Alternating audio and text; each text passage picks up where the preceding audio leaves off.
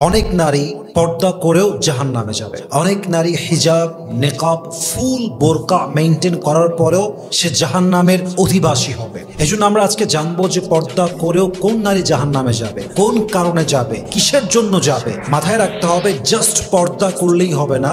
6টা এমন rules and regulations আছে ইসলামের। এই 6টা রুলস না মেনে আপনি যতই পর্দা করেন, আপনি যতই নেকাব পরিধান করেন, আপনি যতই ঢিলে ঢালা বোরকা পরেন না কেন, আপনি জান্নাতের বাসিন্দা হবেন না, আপনি জাহান্নামের বাসিন্দা হবেন। 1 নাম্বার, আপনি বোরকা পরলেন, নেকাব পরলেন, কারণ নাই অকারণে বাহিরে ঢ্যাং ঢ্যাং ঢ্যাং ঢ্যাং করলে ঘুরলেন, বাজারে গেলেন, নদীর ধারে গেলেন, কারণ ছাড়া। আপনি মাসে একবার বের হবেন, ঠিক আছে, সপ্তাহে একবার কাজ, বাজারে যেতে হবে মাস্ট, ঠিক আছে, কিন্তু কারণ নাই সারা দিন ঘুরে বেড়ায় বোরকা পরে, একবার নদীর ধার, একবার পার্কে, একবার চিড়িয়াখানায়, একবার বাজারে, শপিংয়ে, সারাটা দিন ঘুরে বেড়ায়।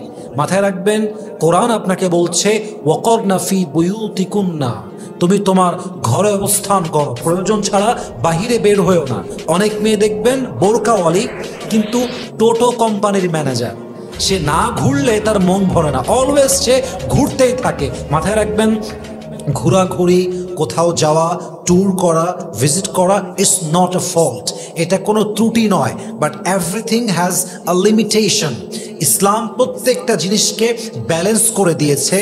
ইসলাম প্রত্যেকটা জিনিসকে এমনভাবে সীমাবদ্ধ করেছে যা অতিরিক্ত নয়, বাড়াবাড়ি নয় এবং কমও নয়। আপনার যদি প্রয়োজন হয় বাজারে যাবেন, শপিং করবেন, ঘুরতে যাবেন, এটা কোনো ফল্ট নয়, কিন্তু টোটো কোম্পানির ম্যানেজার হওয়া যাবে না। আপনাকে জরুরতে বাইরে যেতে হবে, মাঝে মাঝে ঘুরতে যেতে হবে।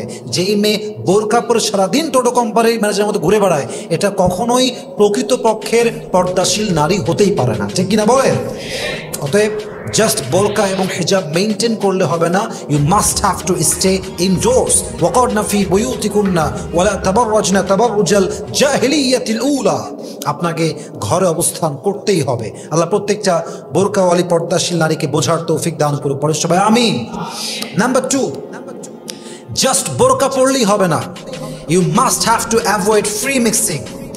আপনি যদি বোরকাওয়ালি নারী হয়ে ফ্রি মিক্সিং কালচারে ডুবে যান, আমি অবাক হয়ে যাই, আজকালকার বোরকাওয়ালি মেয়েদেরও ছেলে ফ্রেন্ড থাকে, হিজাব পরে, নেকাব পরে, আর ছেলেদের সঙ্গে তুই তুকারি করে কথা বলে, just like he is just my friend.